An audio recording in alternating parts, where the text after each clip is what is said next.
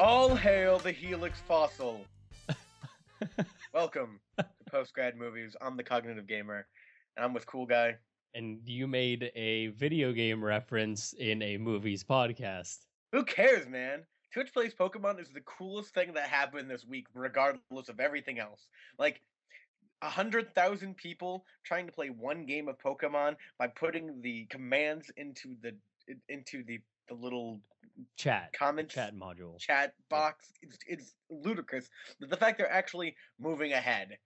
Well, that is really, really subjective to say that they're moving ahead, because they released Rattata, who had Dig, and they also released the When they do the that, starter was that this Pokemon. morning? They released the starter Pokemon. They released Charmeleon. No, they did not release Rattata with Dig.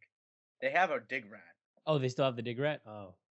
Digrat is still there. And he's kind of like the bane of their existence because they'll randomly be in a dungeon, and then it's like dig, and then it'll just leave the dungeon. And they're like, fuck. So, no, it's just great. Yeah, but they released All Hail Charmeleon, Drowsy. so... Yeah, they did. Well, they're idiots, but I mean... What do you mean they're idiots? It's so hard to control. Why would... And then there's like... If there's 100,000 people doing it, oh yeah, of course, then there's like 10,000 trolls just wanting to do really awful things in the game. And I think that's like the most interesting part of it is the fact that, like, one, they're moving ahead, but two, there are people who want to purposely sabotage this random game of Pokemon. Like, one, who gives a crap? Two, why? Does just evil naturally occur in the world? Can this be like evil? I'm glad that you're like sabotaging a game of Pokemon online is evil. Well, it's just interesting because it's like I of course I'm blowing it up to how society works, and that's, you know, hundreds of thousands of people trying to operate something at the same time. And are there people that just try to sabotage it on purpose? Just, you know, it's like the kid that you played tag with as a little kid, and then you tag them, and they're like, no, I'm invincible, and you're like, oh, I hate you, you're the worst. That's what it feels like. These people coming in, they're like, I'm invincible, and you're playing tag with them, but in reality, you're trying to start a government. You're trying to like give people free healthcare or whatever, and everybody's just working against you, but you don't know the reasons why they're working against you. You're trying to move things forward, and it's just a bunch of random people going, you know, like hitting a keyboard at once with their hands, like they're wearing oven mitts and they're trying to type a message, and that's what's happening, and that's government. That was a really bad analogy. I am glad. Point remains I am glad. that this Pokemon game is one of the most interesting human experiments I've seen come out of the internet since 4chan. Well, yeah, something like that, or perhaps I would say Folding at Home would be one, or when WoW got invaded with a virus. Oh, like, that was great. Yeah. But the WoW getting invaded by a virus, that was a social experiment, but that was also a biologic experiment, which was really cool. So that that's was what awesome. I mean. I just love this type of crap, right? Like, this is great. Yeah. No, I completely agree. I hope somebody writes a thesis on the Pokemon game. That would be an awesome thesis. That would be an awesome thesis. But could you imagine the hours they would have to sit through just watching videos of the dude walking in a circle or hitting a wall repeatedly? That's how it is watching it. Like, I just keep it on the stream sometimes when I'm doing other things, and I'm like, oh my god, they're doing something important. Like, I watched them beat Giovanni, and I was really impressed that they beat Giovanni. Okay, here's my question. Honest question. How are they going to get through Safari Zone? What's so hard about that? You need to complete Safari Zone in 500 steps, if I'm not mistaken. That's right. And you have to catch a Pokemon or get a Pokeball from in there. I forget which one it is. Haven't played those games in years. I haven't either. I don't know. I'm sure they can possibly do it, or they do it via democracy. So that's how they got through the maze. Really? They just started. Yeah. They started democratizing the process. You don't know about the meter? No. Tell me about that. Oh, so they added a meter to it, so you can either vote for anarchy, which is what it normally is, or democracy. And democracy, if enough people vote for democracy, then people start voting for what command they want to input. Right. So, yeah, but the religion, quote unquote, that is being invented as this game goes along, which all hail the Helix Fossil. Is the Helix Fossil, yeah. Right.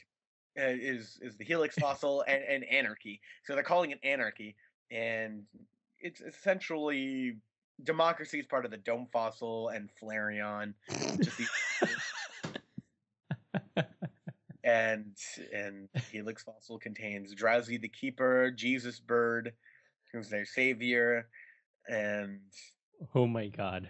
and Anarchy, which is everybody gets to put in their own vote. So it's really interesting that like people are making comparisons that democracy is that you're giving up your rights to get something done with a goal, while anarchy is everybody has the same right to controls, but it may not get anything done at times. It's really interesting. That's actually really funny. And I love the fact Yeah. that I love the fact that the Helix fossil thing came out of the magic conch from SpongeBob. Oh, it's great. That's hilarious. All hail the magic conch. So I've been following that. That's pretty much what I've been doing with my week. Oh, and my girlfriend visited, but that's not as exciting as Pokemon. That's true. How was your Valentine's Day? How was your Valentine's Day? The actual day, she flew in and she didn't get in until 11 o'clock at night. So it was mostly me playing League of Legends and Oh. homework. Actually, mostly homework and League of Legends. Gotcha.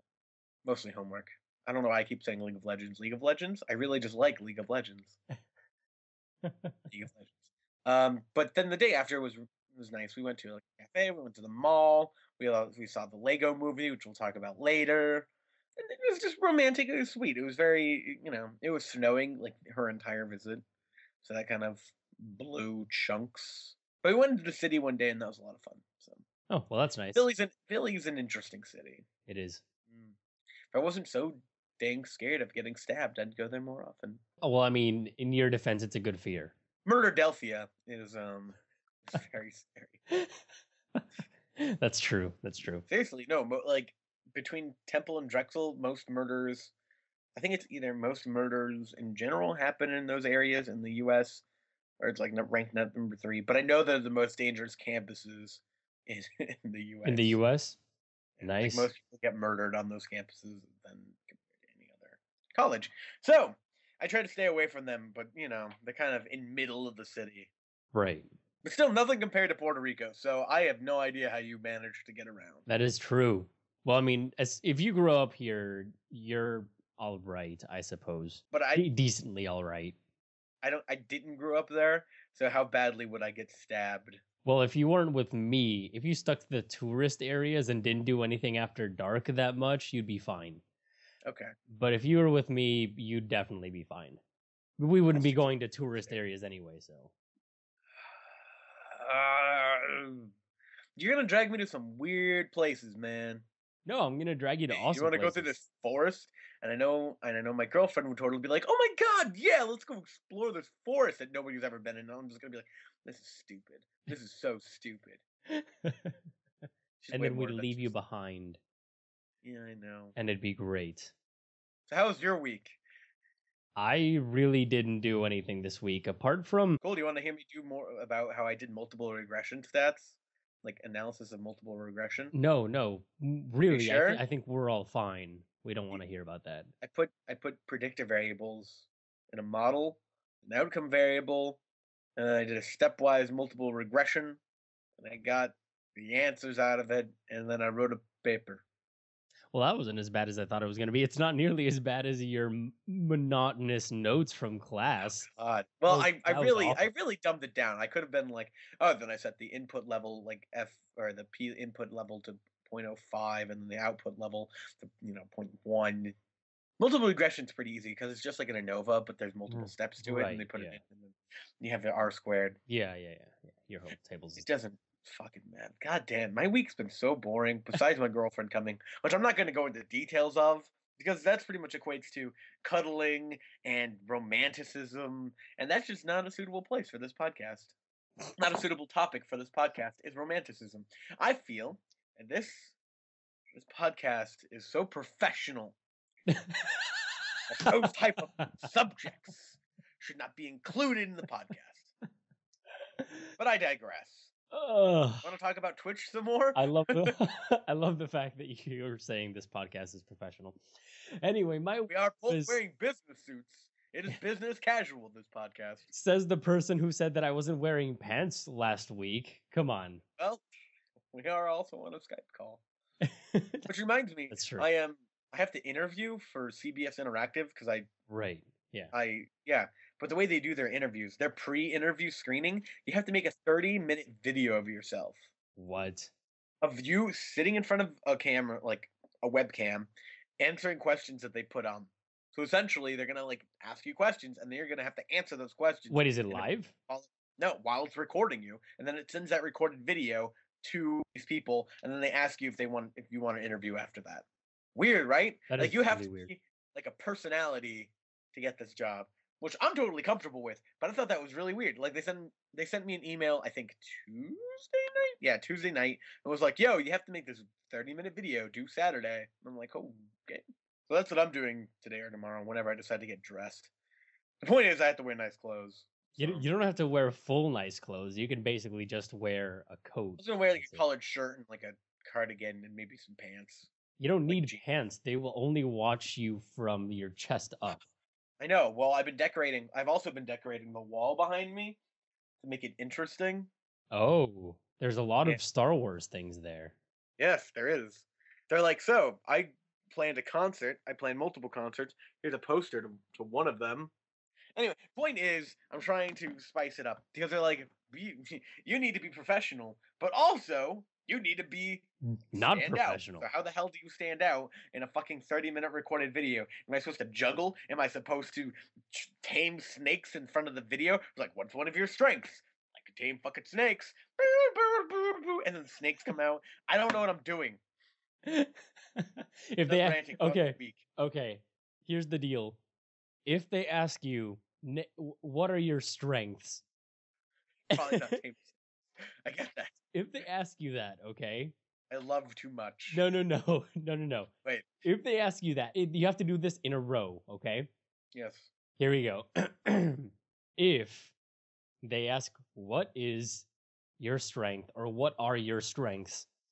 You say something along the lines of, well, let me show you. And then you lift up the computer and you go, "Hurrah!" And then you put it back down and you're like, that's one of them.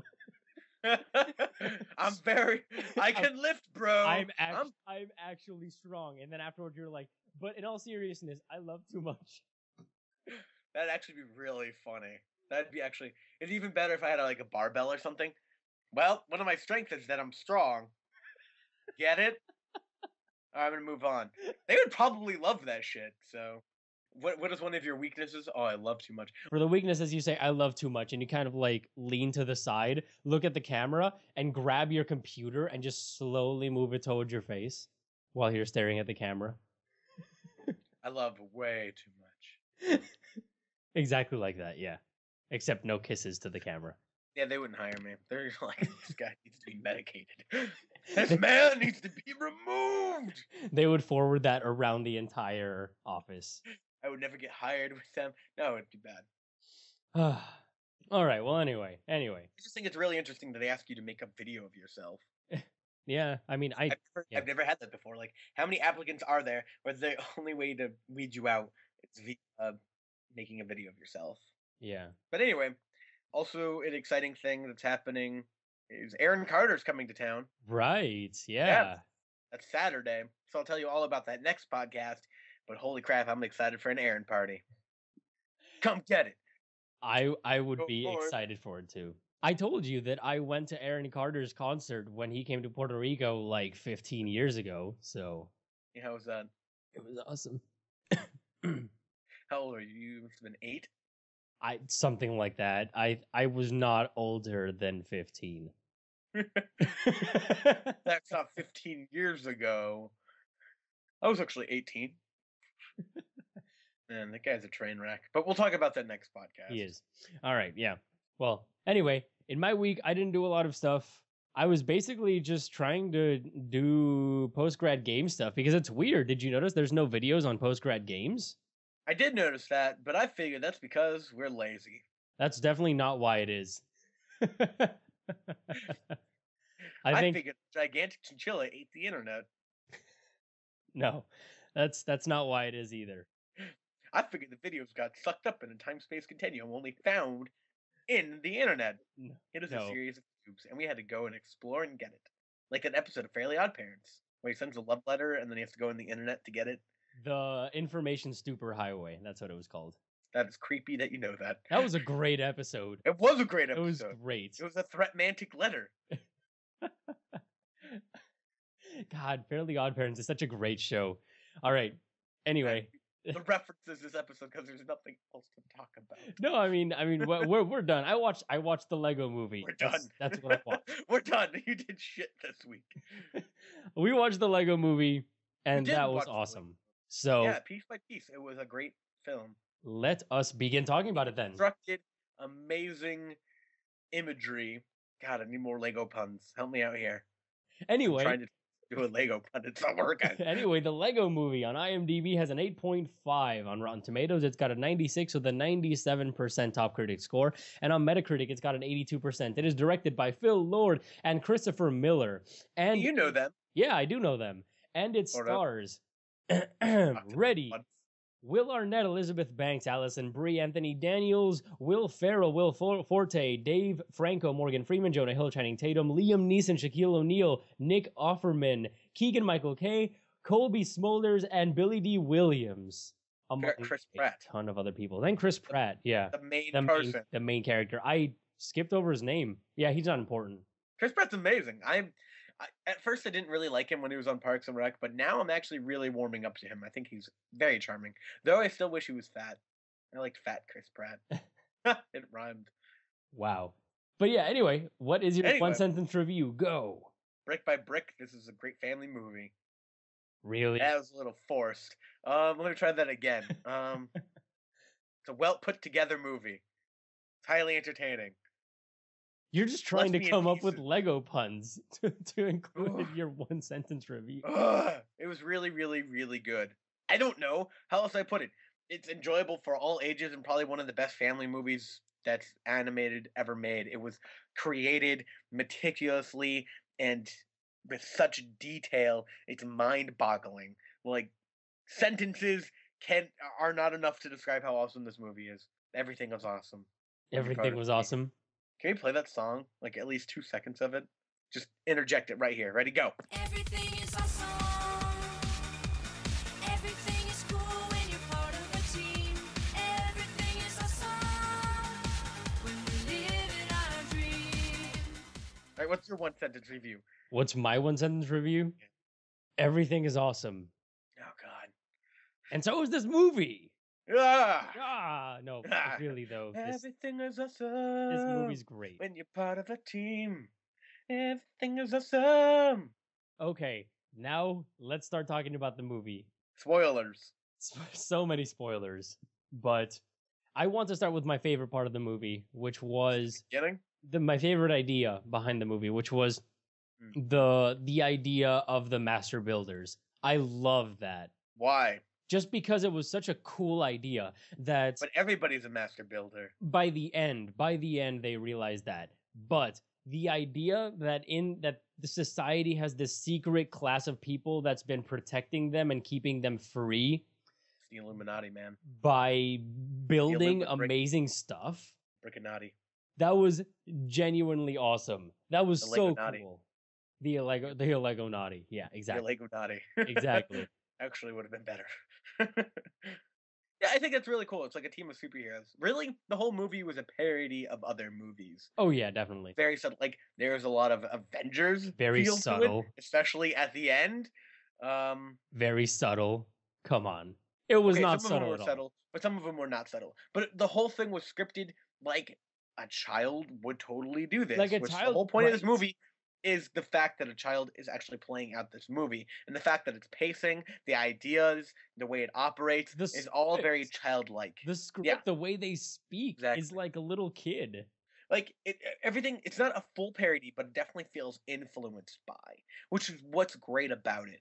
Like you go to the Old West, and it's definitely there's Western influences, but it's a very original story. Because if you're a kid and you see Westerns, you're not going to reenact it exactly. You're going to make your own world out of it, and that's kind of the same when they go to the city. It looks exactly like the Avengers. Like I'm almost surprised they didn't put a scene by scene thing of the Avengers of like the space pirate thing. It was like, I'm bringing the party, you boys, and then just brings this gigantic alien around the corner. But but it definitely felt very influenced by other movies that a 12-year-old child would see, maybe 8 to 12-year-old child would see. Right, yeah. Which I mean, at the end, you realize that the entire movie is really just a kid acting out his story and playing with his dad's Legos, Will Ferrell, who's an overbearing Mr. Business, which is just great. What a twist at the end! What'd you think of the ending twist? Well, they told you what the twist was gonna be when they were in his mind and it was just flat and there was nothing.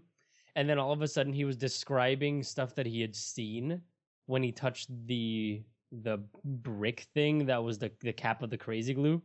Right. And you could see that he was getting lifted up in a giant hand. And I thought, Right, oh, so they're in a world that is a Lego game that a kid's playing. Yeah, but you knew that, but you didn't know Mr. President Business. Was Right. I didn't know President Business Was it that? was the actual father. Yeah, I- I think it was very obvious that like somebody was actually controlling them or making this up. Mhm. But at the same time, they weren't. It was weird how the movie kind of played with that, and it didn't dive much too into it because it's like it was like a mix of Toy Story, but in this different dimension, Yeah. mixed with the fact that this kid's actually playing it out. And it was really because- weird because He when can actually move himself in the real world. well, that's the question. Could he Right. actually move himself in the real world? But he did though. Or But was you that don't getting you made don't up by know if that little was the kid? kid's imagination or not. You don't know. Right, but it was portrayed in the real world. That part is very ambiguous. It is. It is a very ambiguous part. But the whole President Business actually being the dad and the dad realizing that he should let his son play with him in these Legos with the Craggle. Man, that movie was so smart. And that's what and it was so fast paced. It wasn't smart in the fact that like, wow, that seemed intelligent because most of the jokes are very Little kid jokes. well, they're not even like little kid jokes, but they're very surface like jokes. That's Uh, true. That's the best way to describe him, actually. I mean, the what was it? The strip of bandage, I mean, sword of zero, it's which the is an exacto knife. it's the exact thing that you would expect a little kid to come up with because he Totally. wouldn't come up with a made up name for that object. He would use what that object is already called and call it something with a different pronunciation. Well, I may have, but I was a weird child. Yeah, we're Maybe not not. talking about you. Yeah. Anyway, but yeah, no, that was like the greatest thing about the whole movie was, and this the pacing of it being so random.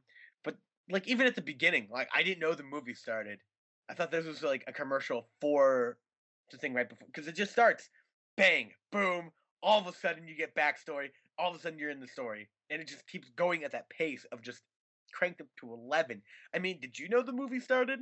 It was really fast paced. Yeah, Right and from it the was still right like from an the hour get-go. and 40, wasn't?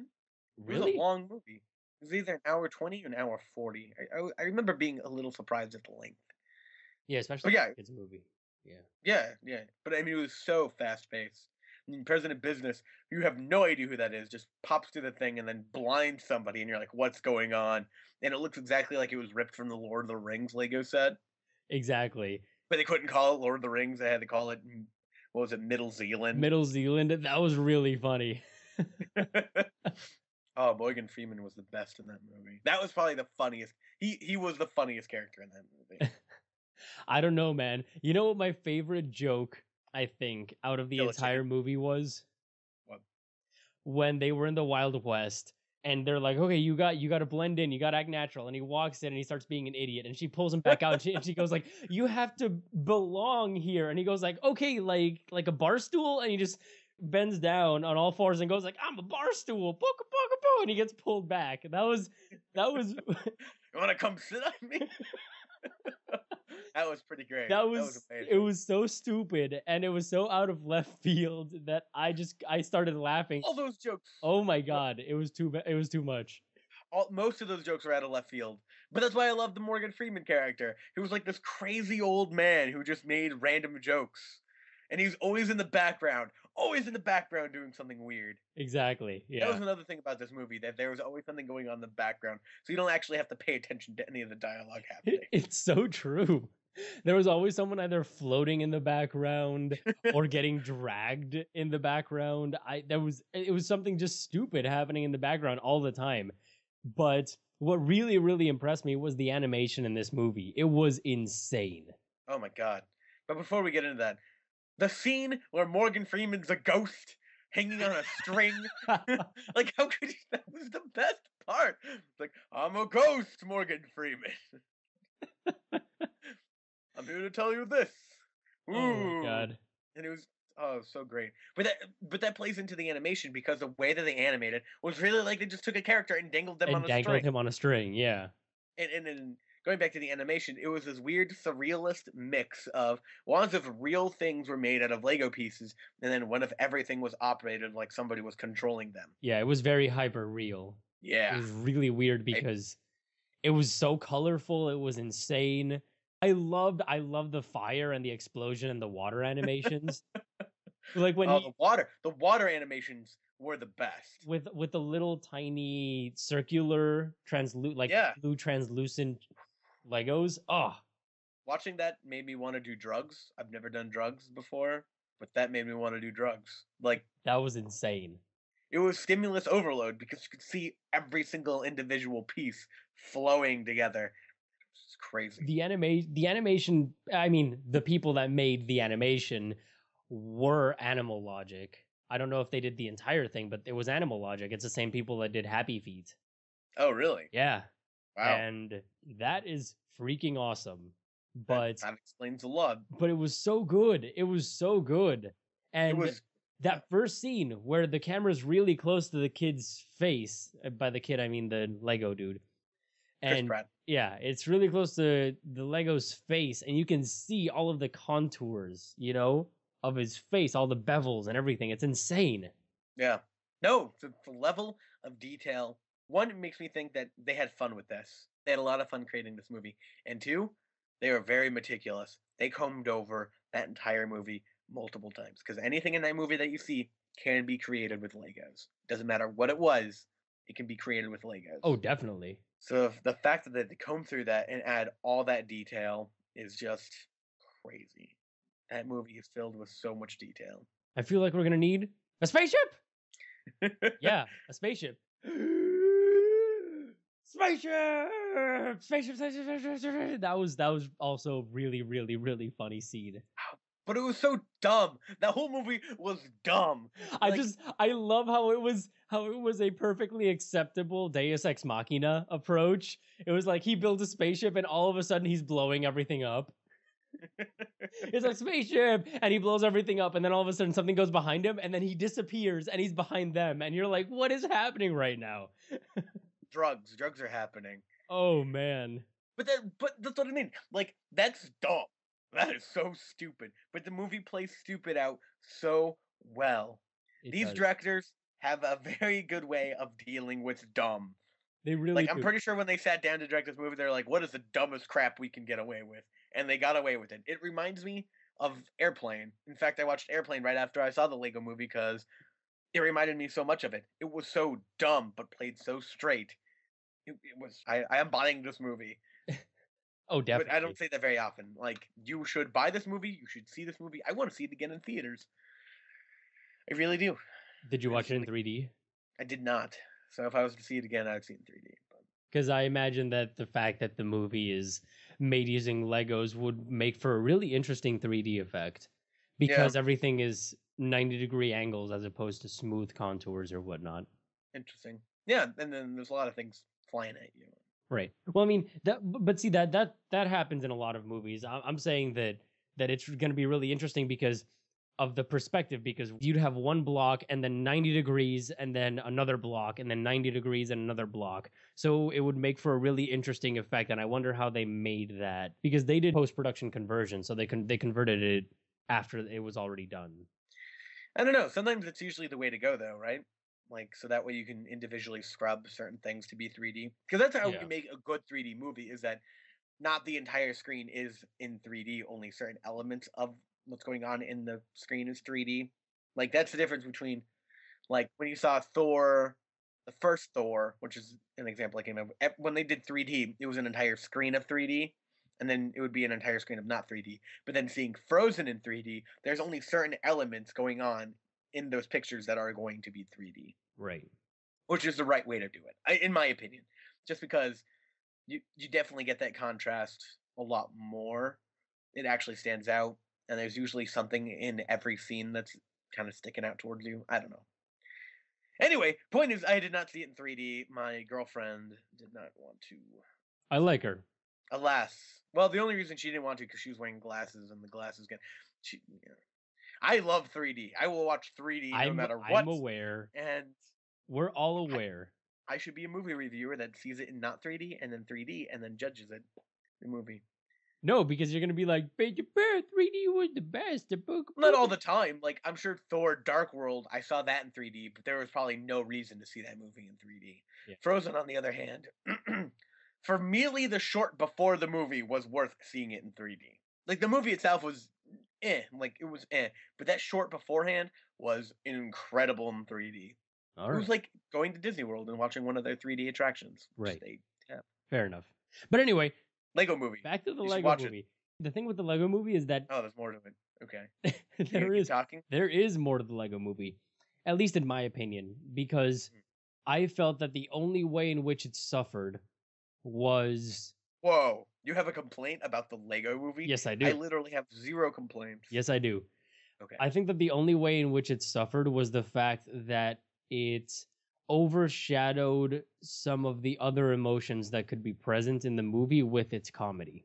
Since the comedy was so in your face, Yeah. the other notes that it was trying to hit in regards to feelings evoked by from the characters were lower or I were feel lowered. that the one time it was trying not to be funny, which is at the very end between Will Ferrell and his son, quote unquote, they hit that perfectly. That's gross. Edit that out. That's gross. They hit that perfectly. Well, And the part where, like, between the father and son element was hit perfectly and contrasted very well to the all-out comedy. The other part was at the beginning where Chris Pratt saw the video of everybody else being like, yo, this guy's kind of whatever. He's boring. I don't really remember anything about him. And that was also super sad. So I think they contrasted it very well. What other scenes were they trying to invoke emotion that was not comedic?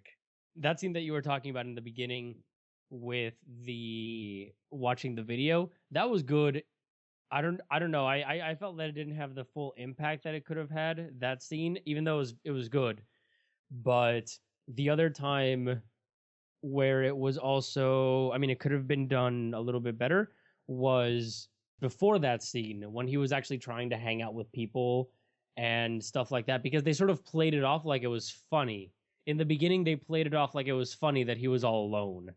When it said, share your morning breakfast or whatnot with your friends and family, and it was him sitting down with his goldfish, was it? Or his I think it was plant? cactus. It was, yeah, it was his plant, yeah. And I mean, it was funny, but that was a moment that could have been maybe a little bit less funny, sacrifice a little bit Well, of it is funny funny. for. Well, I'm saying Yeah, but you don't sacrifice want a it bit to of feel funny. like melodramatic. It's not like all of a sudden. Oh yeah, of course. I'm not going like me. I'm so alone. I'm not But, like, saying that. He was still happy, sort of, in the fact that he was watching TV, and that was like the whole point. Was he's living life in this weird, controlled environment? Can we just go into the political message in this movie? Yeah. Now that actually, you bring yeah, that up, yeah. because that's exactly it was supposed to be. Okay, there's a very heavy political message, pretty much saying you should not be controlled by others and these things around us, such as media, especially media, and that our world is trying to keep you happy and away from the real problems. Oh yeah, like, definitely. President Business being in there and it's like, I'm gonna destroy the entire world in 3 days. And he's like, what? What did he just say? Oh, look, it's a sitcom. Which it was a huge social commentary on how life operates. I mean, Snowden comes out and pretty much says the NSA is listening to everything that we're doing. He's probably listening to this podcast right now. Not Snowden, but the NSA Yeah, is. yeah. They're listening to our there's probably podcasts right now and laughing their asses off because it's great. And Oh my god, wait, can I pause for a second? On my computer behind me, I just got an Avast thing that says don't let the NSA see what you're doing. Oh my god. Oh my god. It happened they right now. know. It just popped They know. up. It popped up, man. We have to stop talking about this. I have to go take a shower and cry. They've been watching you. Oh my god. That is the weirdest thing. Okay, So anyway, keep going. Keep going and Wait, skip does over the NSA NSA follow stuff. you even in Puerto Rico? I guess they have global reach. Anyway, So this whole thing of this came out of like, hey, you're getting watched. Just FYI, you should be kind of angry, and then nobody's angry. People are angry. They're just not doing anything about it Yeah. because they're so diluted with the media that they're watching. As long as the new Walking Dead still comes out, I could give a crap about my rights. Like, and that was the message that the movie's trying to portray, essentially. Right. Yeah. Not saying that are my views because I won't get into those because I kind of agree with it. But anyway, but there was definitely that social thing. But at the same time, it was also kind of a commercial for Legos. Oh, definitely. Yeah. Oh yeah, but at the same time, it was saying it was like an commercialism movie, which is really weird to me because the whole movie is essentially saying go against your government, do not be commercialized, As long do as you your buy own thing, Legos. break away from the pack as long as you buy Legos. Or if you buy Legos, you and your son can have a great life. Or if you buy Legos, who needs government anyway? If you buy Legos, don't use the instruction manual. Let your imagination run free, which was another big part of it. But at the same time, it was like you should follow the instructions sometimes. Yeah, exactly. I don't know. I looked at that movie. It was anti-consumerism, anti-commercialism, anti-government. It was then- anti everything and pro everything at the same time. Well, pro buying Legos for sure. Pro commercialism, but very much against your government. So it's like break rules, be your own person, but make sure you buy our $200 Lego sets. Right, exactly. You know what part was really funny in reference to the government when he was going like, "Oh, do you really like living there or whatever?" And he's like, "Yeah, because everything is awesome and because we can do whatever we want and we have the instructions every morning and there's cameras everywhere." Wait a second. And then all of a sudden they just keep going and just forget about it completely. But which is another comment on like if you take time to think about it, our life is scary. Oh look, the sitcom of Where My Pants is on. Like that's how we live our life. If you sit down and think about it for too long, our government is very scary. But look at all this cool shit we can do. For God's sakes, we have a postgrad games channel where we make stupid videos about gaming.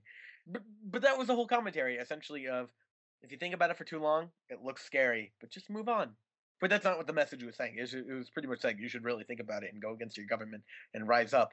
But at the same time, buy Legos, which is so weird to me. Was it weird to you? Because it was weird to me.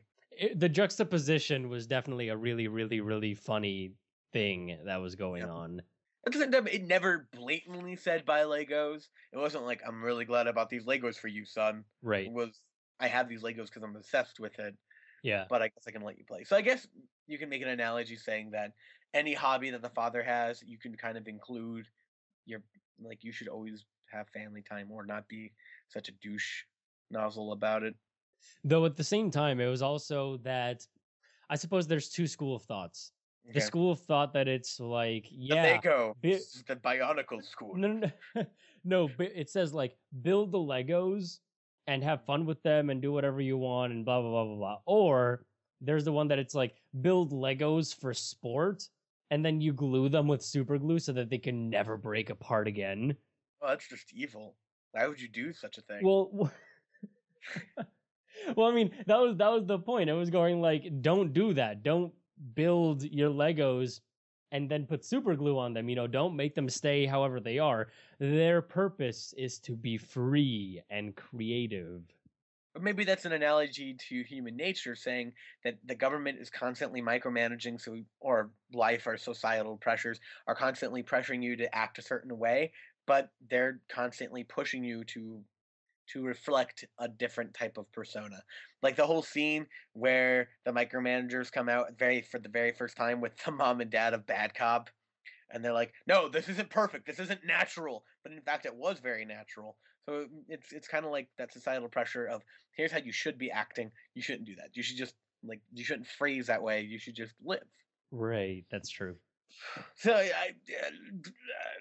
conflicting messages, but at the same time, it's one big mess. Like I get the message, but holy what Legos! There's so many Legos everywhere. It's all Legos. It was literally all Legos. It was literally all Legos. This is like when Nirvana was on the cover of Rolling Stone, essentially saying, "We'll eat them. We'll eat the government from the inside out." It's like, no, you're a sellout. You're on Rolling You're Stone a magazine. Rolling Stone. You are Rolling Stone. No, Rolling Stone magazine. It's very commercial. Anyway. But that's kind of like this movie was. I mean, it's just like Fight Club. You know, it was like anti-consumer, anti-government, But and not then but not Fire. as blatant as Fight Club. Fight Club was literally the government's awful. Let's roll a ball into a convenience store. I don't know. This was also pretty blatant, saying President Business and his entire society is lying to you and trying to make your life terrible. But then Just with the again, more levity but as compared to Fight Club. oh, that's true. That's true. Can Right. we talk about the pony? Are you talking about the cat corn? Yeah, the Catacorn? the catacorn. Catacorn. That was hilarious. That was definitely Adventure Time inspired. It not only Adventure Time, but My Little Pony, dude. Yeah, well, that too. That yes. It was just, I, that was actually one of the better moments when they got emotion really good. When they saw it, when everything in the Cloud City crashed and it was sinking and burning and all that stuff, and she was looking out the window saying that she had to remain happy, and the camera was just Yeah. slowly zooming into her face. That was great. That The was whole movie was great. because it was very emotional, but at the same time you were like, oh, like it was the heart-wrenching kind of thing, because you just wanted to hug that pony the entire time. Pony, It's not a pony. It's a cat the with pony, a unicorn horn. unicorn, cat, pink thing. Was that an actual Lego piece?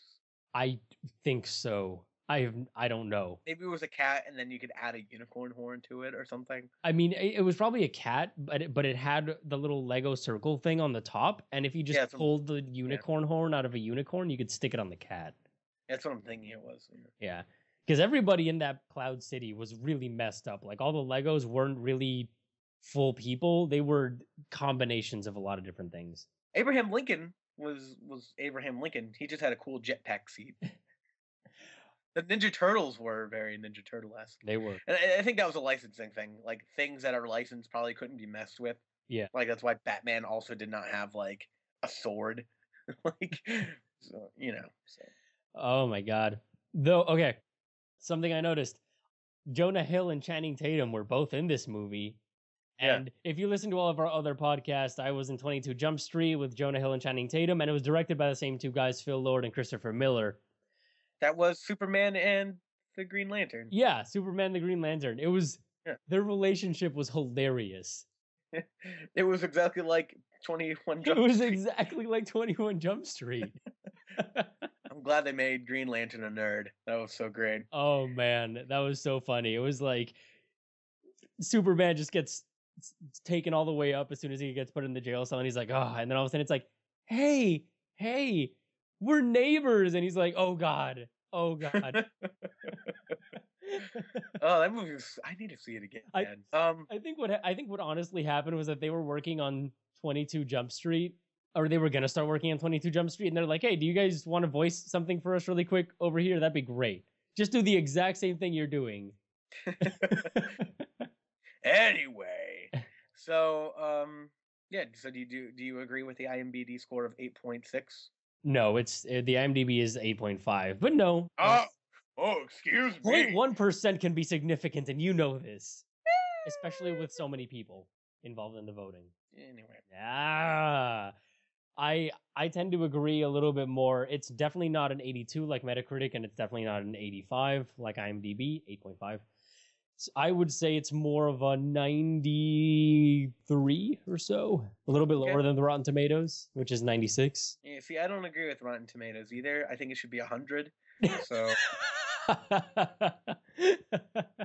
yeah, no, that movie. I have zero complaints about that movie. I can't be like the cinematography or this was The wrong. or that was cinematography was great, though. like everything in that movie was fantastic. I was laughing the entire time. It was a great movie. Like it's really hard to go to a movie like that and be objective because You can't. You just can't. you can't like not you can go to a kids movie and definitely see there's flaws with it. But this But is it's much- literally a kids movie. Literally a kids movie. Yes. Well, no. But like I can go into Freebirds and know that's a bad movie. But the fact that this movie was well written, well directed, had cinematography, and I had the same problem with Cloudy with a Chance of Meatballs too. Like I thought that movie was amazing. I think maybe I'm just biased. There are definitely some flaws with it, like it started to drag. But in this movie, I didn't feel that, and it becomes really hard to it's really hard to object a movie such as these because they're so it has one purpose, and that's to be a kids movie, right? That's entertaining for all ages. There's not like a clear message, but this movie succeeds at having a clear message and also being entertaining for all ages and just being everything that I love in one thing. I'm not even a fan of Legos. I think they're overpriced pieces of blocks. Like I think Legos are stupid. But Wow.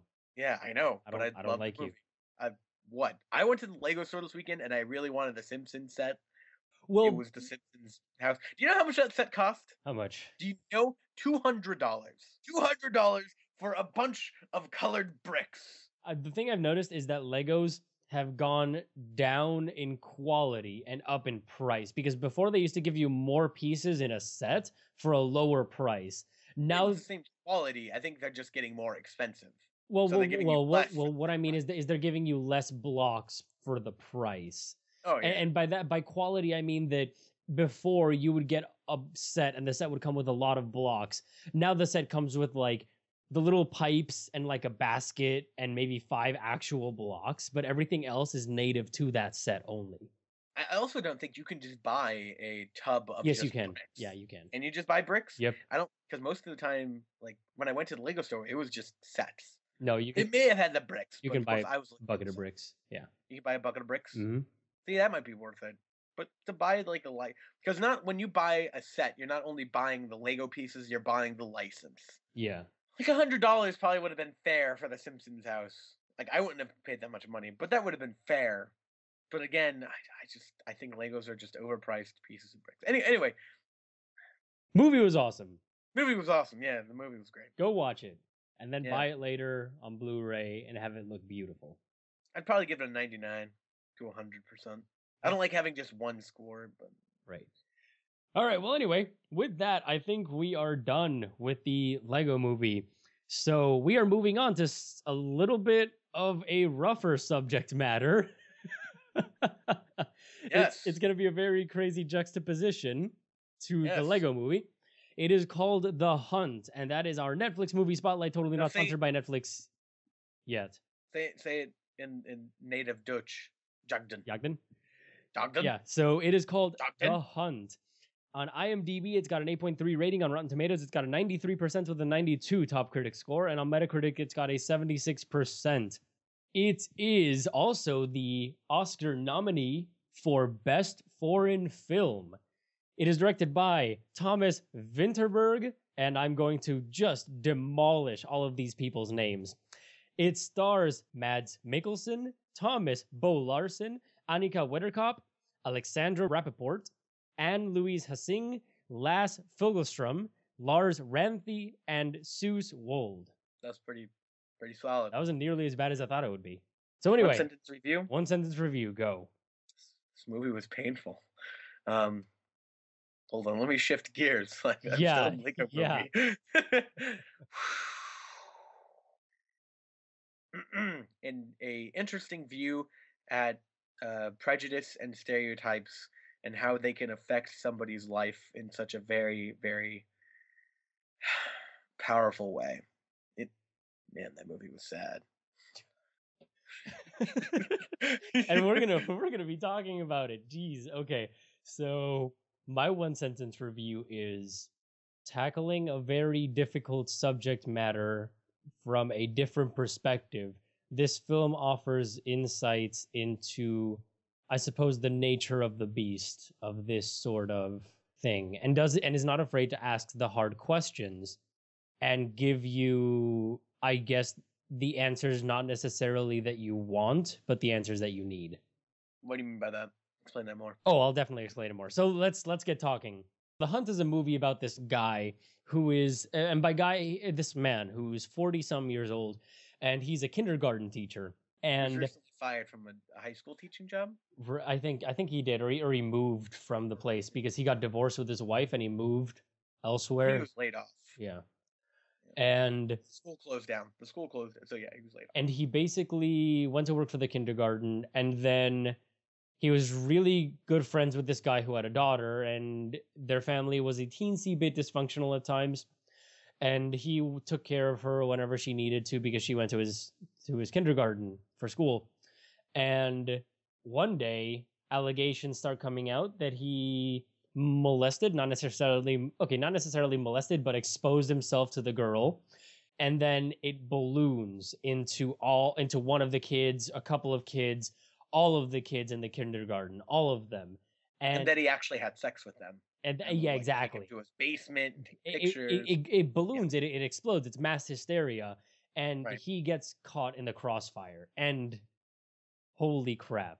So to elaborate on the holy crap, essentially what happens, people start not believing him anymore, including his best friends. They all believe that he Except was for a his child godfather. molester.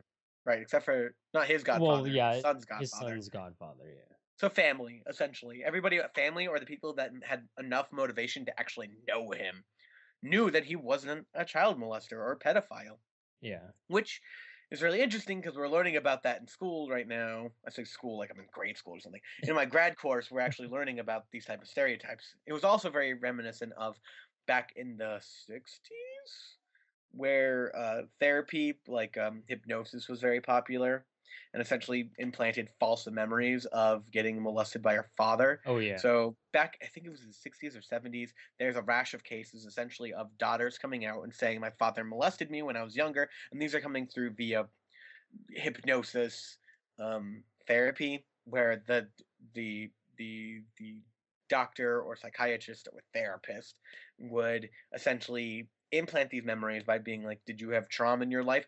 Maybe when you were little, your father molested you." And that came out of nowhere, and they essentially implanted these memories because it would be so vivid, and they would be hypnotized, and that's why they're actually having these traumatic things, is because the father molested them. That could be seen in the scene, that word choice.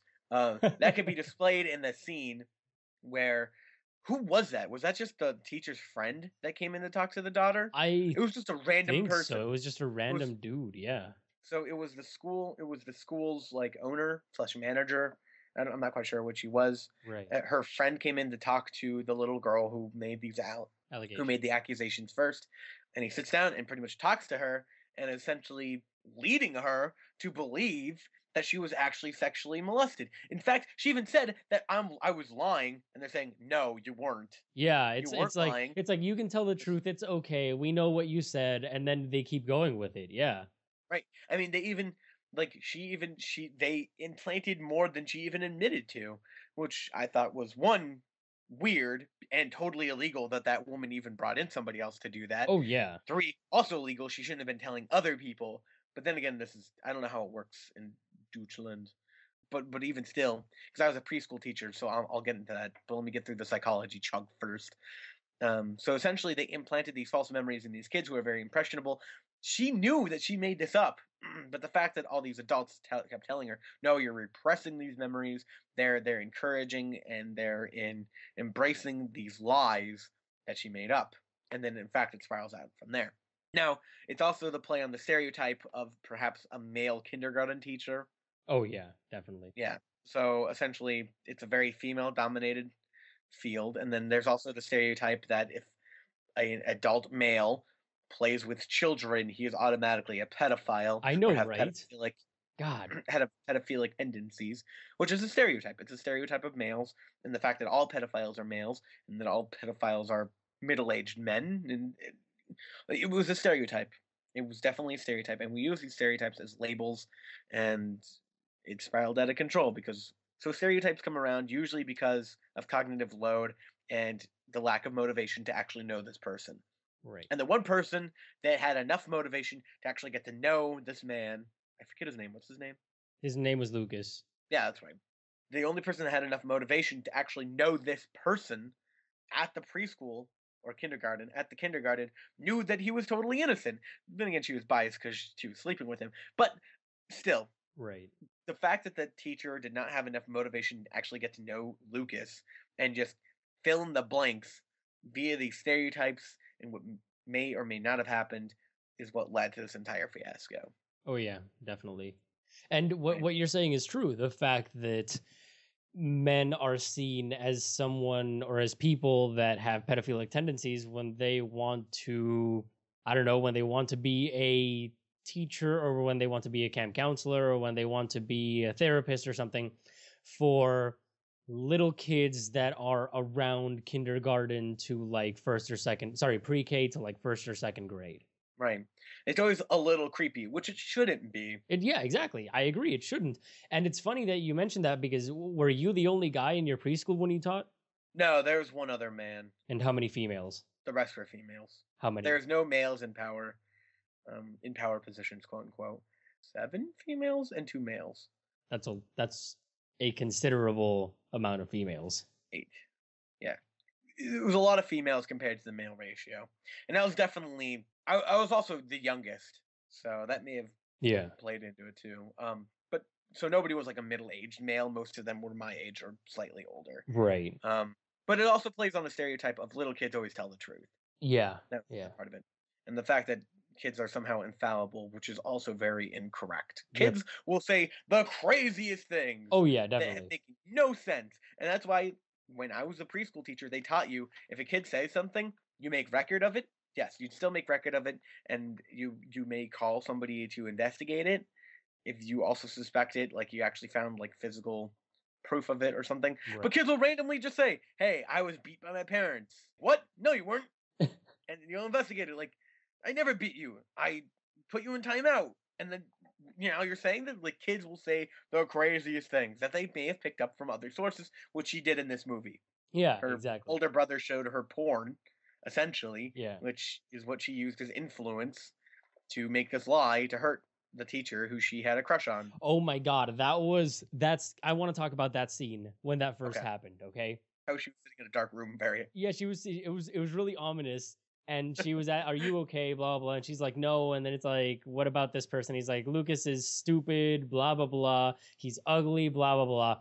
And then it was over, and she's like, "Oh, it's okay." The teacher was like, "Oh, it's okay, blah blah or whatever." And then all of a sudden she's just sitting there, and there's like a good 5 seconds of her saying nothing, and then she just says, "And I saw his penis," or something like that. And it was so innocent, and it was so deliberate. It was just when she said that, it really affected me. Did it affect you? Because it really affected me when she said that. I was like, Yeah. oh, It was a preschool teacher's worst nightmare. oh my That's, god. that's what just happened. It was just holy crap. And then you're just sitting there, and at that moment you're glued. And then the woman says, "Well, what do you mean?" She's like, "Oh yeah, everyone has penises. The guys, your dad, your I thought that was friends." kind of a weird thing. Well, but then again, it's Europe. Europe, so it doesn't matter. Yeah, But that's anyway, what I it thought. was like all the guys have penises, And then she said oh my god, she just like looked straight at her, almost dead eyed, and she was like, "The Lucas's stands up." And at that moment, I was like, and the preschool teacher was like, what, stuttering, and she goes, "Like a pole," and I was like, "Oh my like a god, rod. like a rod." Rod. That's it, like a rod. And Which is exactly what her her brother said. brother said, and that's what I was like, "Oh my god, her brother!" I became Schwarzenegger for a good 5 seconds. I was sitting there like the whole time. Oh, good way to interject comedy into this. I have to. This is just awful. Just Yeah. when she first said that, it was, oh my god. And then from that moment on, the filming style kind of changed a little bit because whoever suspected Lucas got hit with an orange light. Did you notice that their light was more Yeah. golden and more orange, whereas the people that believed him were lit by more moonlight or natural light, so white light? I think a lot of the movie he'd use natural light, though. Oh yeah. I think it depends, like, if it was sunny or not. Indoors essentially. indoors is what I mean. When it was Right. indoors, whoever was affected by this erroneous belief was hit by more orange light. Right. And the light also symbolized everyone's judgment on him. So everyone was orange except for him and his friend, the Godfather, Marcus's godfather. But basically, by the end of the movie, he was also shrouded in orange light when he was in the church.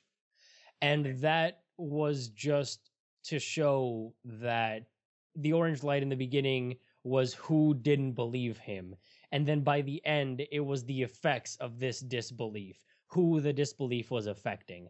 And even the Godfather's house, as soon as he started helping Lucas in the trial and all of that stuff, the house went from being lit by white light during the day and in the moon glow to being more of an orangish hue, the actual house, because that's where they were staying, that's where they were doing the legal prosecutions, everything. I kind of got it as more of like living in ignorant bliss, because even at the end of the movie where they're about to go on the hunt, it was like everybody was kind of bathed in this light that was orange-esque, which would mean it's kind of like it's on the back of everybody's minds, but they won't forget it, as Yeah. seen at the end, Right. where he was almost shot. But it's almost like they're pretending that it didn't happen. Yeah. So I kind of got that, they know that it's happening, but we're just kind of shoving it away, or trying to shove away the truth, or something along those lines. Yeah. Because I think they knew. I think his best friend knew that Lucas didn't do it, but at the same time, it was a conflicting emotion of like, why would my daughter lie? So Right. Yeah, no, it was definitely that. The Yeah. best friend was easily conflicted, but I mean that those are really horrible allegations, and you have to be careful. Well, And can I just say, as a preschool teacher, there's a ton of precautions and things that you do to make sure that those type of things don't happen, or those scenarios, those situations. I mean, I did work for a government. I worked for Head Start, which is government. So every single room had multiple cameras to watch everything. 2 teachers had to be present at all times. Like the scene where he's pretty much wiping a kid's butt, right. like that would not be allowed whatsoever. Most kindergartens will not allow that, and you have to be potty trained before you can go to school. Like if you cannot do it yourself, you should not be in school. Right. Bottom line. Yeah. Unless you're in a diaper, and that of course is a different scenario altogether. But again, you have to have 2 teachers there the entire time to make sure you're not doing anything.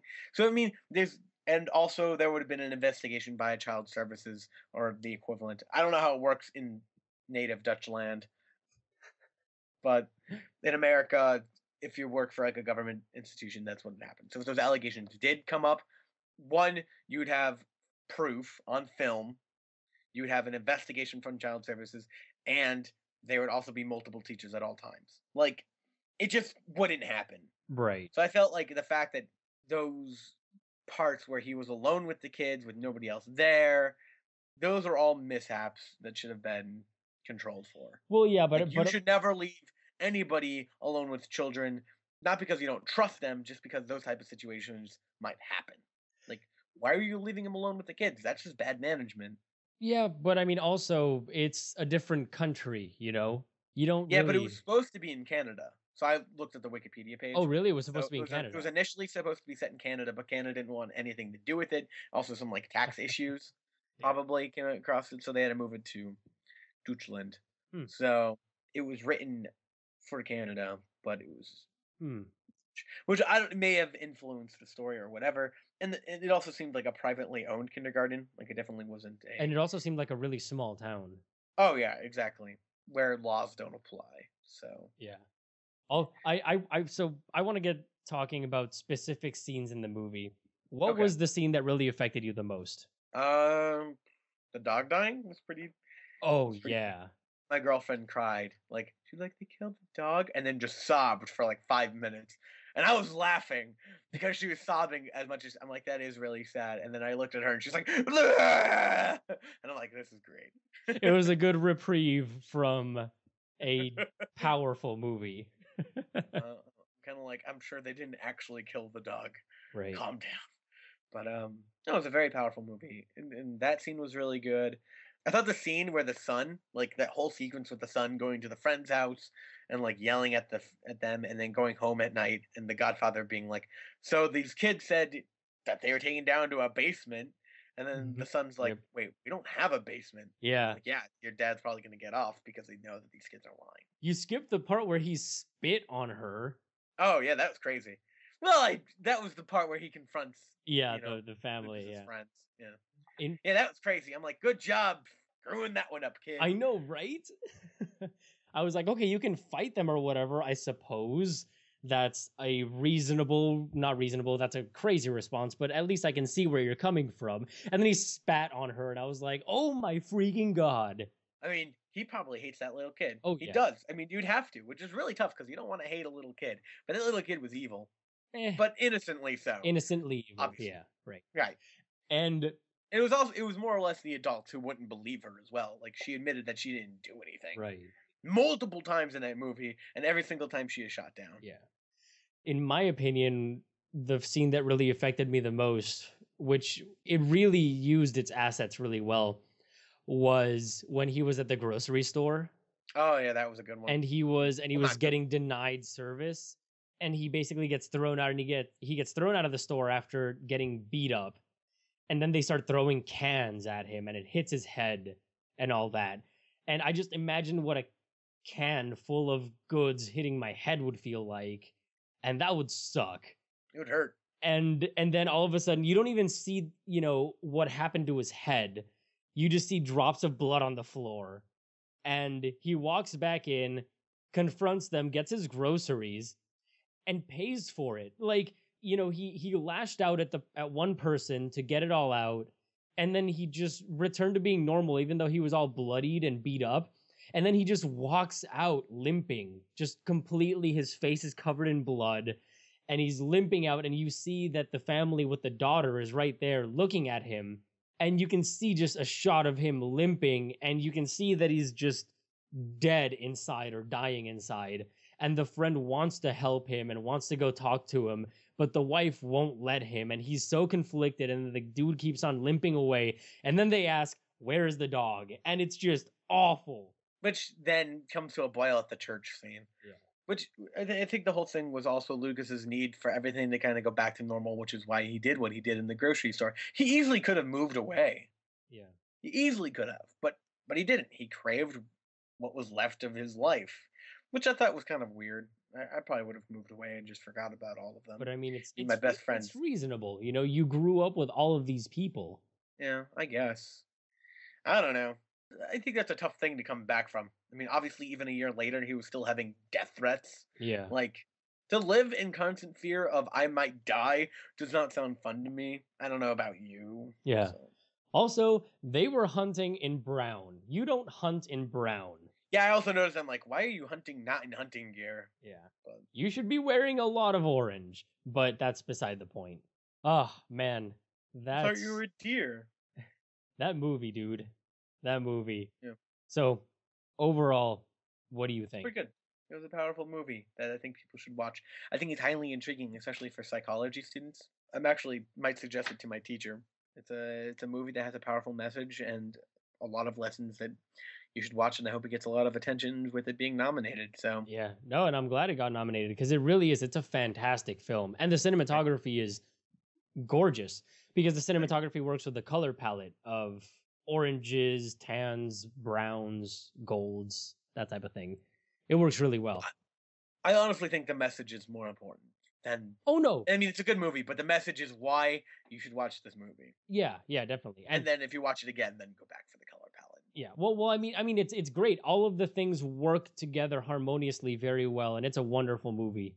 Though obviously a bit hard to Right. hard to swallow It's kind of like that Meryl Streep movie, Doubt. with Philip Seymour Hoffman. Oh yeah, Yeah, yeah, that's too bad. but yeah. Yeah. Anyway, watch The Hunt. It is phenomenal, and it's on Netflix, as is our Oh spotlight. yeah, totally. That's why we picked it for this spotlight thingy. All right, so anyway, now moving on to new and to DVD and Blu-ray as well as theater. Starting off with DVD and Blu-ray, we have Game of Thrones, Battle of the That's not a Damned. movie. I include things that sort of are kind of movies. The next one is Battle of the Damned, Afternoon Hell's that? Delight, The Hell's that? Invoking, that? Zaytown, What's that? Dark Room, Fists me. of Legend, and The Please, God, Pervert's tell me. Guide to Ideology. What is all of those? All of those what are they? all of those are just really weird indie or straight to DVD movies. Are they any good? What do you think? Probably not. Do they sound good? The Perfect Guide to Ideology. Except for sounds pretty Afternoon solid. Afternoon Delight. I've heard that movie is pretty decent. Not Battle of the Damned. No. All right, anyway, new to theaters this week is Pompeii 3 Days to Kill. In limited release, The Wind Rises, Omar, In Secret, Highway, and Elaine Strick, Shoot Me. So it's a pretty blah week for movies. Yes. I mean, the Pompeii special effects look pretty cool, but that is about it. That movie looks like crap. Yeah, it Yeah. does. All right. Anyway, moving on to news. Alfonso Cuarón, the director of Gravity, was talking about recently. Was talking A about sequel to Gravity no, called Buoyancy. Let's make that joke again. no. He was talking about how initially it wasn't Sandra Bullock and George Clooney. Initially, it was Angelina Jolie and Robert Downey Jr. Interesting. But that the way that they were going to film everything and the fact that it was very claustrophobic and I don't know, the motion was restricted, it did not allow Robert Downey Jr. the freedom that he needed to improvise. That's such garbage. I don't get actors, man. I don't get it. So yeah, that's why. And then Angelina Jolie had to leave to do another movie, so they had to part What movie ways. was she doing?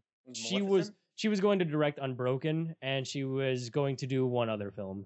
I don't Maleficent. probably Maleficent. Yeah, Probably a lot of money from that a movie. lot of money from Maleficent. A lot of money from Maleficent. Yep. But yeah, so that was pretty cool. And All right. also, this is actually some pretty funny news. The studio that made Wolf of Wall Street got sued. Basically because they portrayed one of the people in it that was not Jordan Belfort or anything like that. It was PJ Byrne was the guy's name. One of the people, the guy that was wearing the toupee. You remember him in Wolf of Wall Street? Yes. Yeah. So Yeah. he's the one that Jonah Hill's character said, effing Rugrat, that wig-wearing faggot. I can't believe that effing guy. I want to kill him. And then Leonardo DiCaprio said, swear to God, I want to choke him to death. Irresponsible little prick. Right. So that is the straight line from the movie. And Thank you. and right now, That was great reading. and right now, the guy who is that person has Right. filed In suit real life. against them for basically like slander or misappropriation of his image or likeness of his own self, stuff like that. So he's suing them for Money. because money. Yeah, for like $22 million. Right. Which That's a lot of money. yeah, it is. But anyway, that was pretty funny. I can imagine what would have happened if he would have been, I mean, he was probably in the theater watching the movie and then all of a sudden the dude say that about him. That's just so funny. Anyway. I'm sure he was like, I'm all those things. I bet I can get money off of this. So is it my turn for the news? Yeah, it's your turn for news. Okay. Go for it. So a recent study saying that psychologists found that encouraging newlywed couples to watch romance flicks and then discuss the film afterwards cut the 3-year divorce rate in half. Wow. So- Really? Yes, so the study is by Ronald D. Roge, Rogge, et al. Is skills training necessary for the primary prevention of marital distress and dissolution, a 3-year experimental study of 3 interventions. So essentially the 3 interventions was counseling, movie watching, and then no counseling. So I think counseling, had the biggest lowering in divorce rate, but just watching these movies, these romance movies, and then talking about it afterwards actually decreased the divorce rate by 1/3, which is huge because it's very cheap to do and very easy to do. So I think this was a weekly. I didn't actually read the actual study, Yeah, but I think was it it was like once a week? Kind I of think it was a weekly intervention that these couples spent time together and then talked afterwards about how the characters in this movie interacted and how that relates to them. So there's a lot of things at play here because 1, it's that these couples take time together to do an activity. 2, they're taking time after the movie to talk to one another, communication, and 3, they're self-reflecting on their own marriage and how they can strengthen it. Right. So I'm gonna guess that counteracts the divorce because 1, they're trying to strengthen their relationship. 2, they're actually caring for one another, and 3, they're spending time with one another doing an Right. activity. Yeah. So that's pretty good. So essentially, that's saying you can maybe cut the divorce rate in half by 1, doing things together, 2, talking to one another, and 3, self-reflecting on your marriage and how to improve it, or any relationship, probably. I know what So I'm going to be I think- doing now, watching more romantic comedies. Woohoo! Love But Actually. it's not just romantic comedies; it's romance films. So like maybe Blue Jasmine can counter that and be like, "Wow, I really don't like how she lies. Maybe we shouldn't lie to one another. That's a good idea. Let's be better now. Let's make out." I don't know. But Step seriously, this 1, is- watch Blue Jasmine. Step 5, make out. But I mean, it also could have been, You know, who knows what was happening during the dark movie when they're watching it. You know, they could be making out. You know, that's time together alone in a very non-stressful activity, which counteracts a lot of things that can maybe make a marriage go wrong. Right. I think it's just really interesting that It was cut by so much. just Just something so simple. exactly, Yeah. exactly. So movies are good. Watch them with other people. Yeah. Yeah, so that was a cool one. So I'll get into not like more lighter things that are less sciencey. Go psychology, even though it's a psychology I don't. I mean, it's counseling, which isn't exactly what I do, but it's pretty cool. Ninjago, which is like Ninja Legos, could have a movie coming out. Well, actually, They're could definitely have gonna a have a movie movie coming coming out out. before the Lego Movie 2, so a sequel.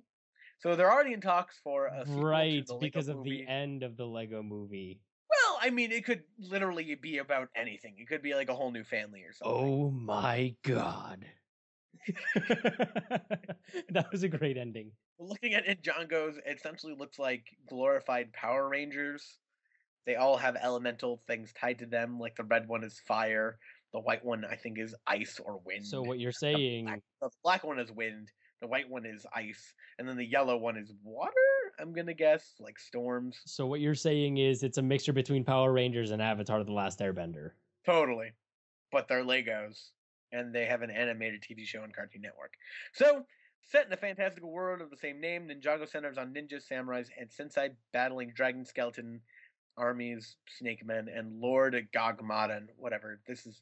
It's like the He-Man or what, I don't know. So it's Fucking- like it's Power got- Rangers mixed with He-Man mixed with Avatar: The Last Airbender. Ninjago movie, who's directed by Tron Uprising Helmer, Charlie Bean would direct Ninjago.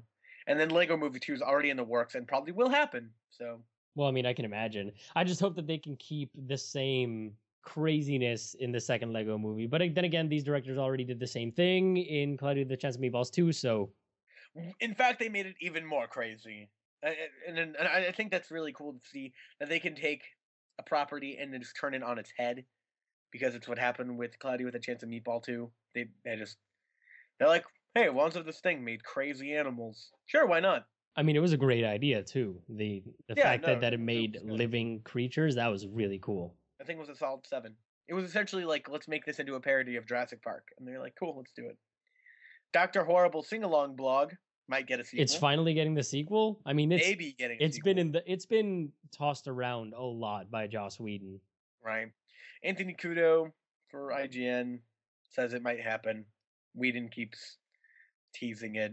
Well, yeah. I mean, this has been in the talks for a long, long, long time.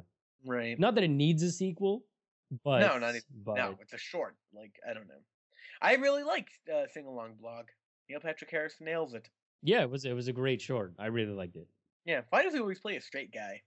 Have Because, you ever noticed that? because he's so good at playing just a Straight man? player straight man.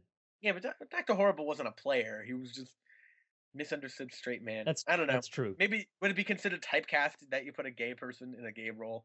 I don't know. Well, Anyway. I mean, not necessarily, because in Modern Family, the two gay guys, Yeah, one is straight and one is gay. yeah, exactly, yeah, but then the one that is actually gay behaves or is not as flamboyant as the one that isn't gay, which is really funny. Right, I love that interview. He's like, "Man, I really hate how the straight guy plays a gay man better than I do." But speaking of homosexuality, Ellen Page comes out as a gay woman, And that broke your heart. as a lesbian. No. Ellen, no, not Ellen Page.